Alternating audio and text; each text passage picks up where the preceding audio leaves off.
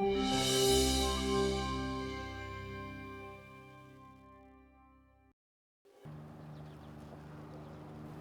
summer's drought looks to be a memory for most of the country east of the Mississippi, according to U.S. Department of Agriculture meteorologist Brad Rippey.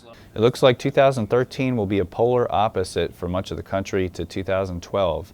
Whereas in 2012 we had a historic drought across the plains and Midwest, this year a lot of the Midwest is looking at almost too much moisture as we headed through spring, and it looks like that'll continue into part of the summer. But much of the area west of the Mississippi is still stuck in drought.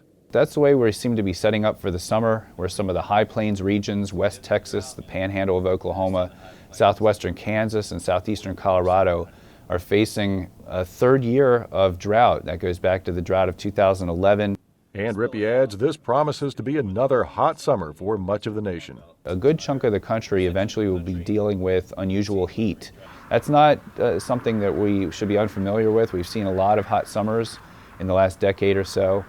But especially for the western U.S., portions of the southern plains, and into the southeast, indications are that we'll be looking at a rather hot summer.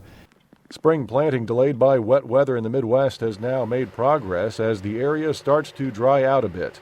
In Washington, D.C., for the U.S. Department of Agriculture, I'm Bob Ellison.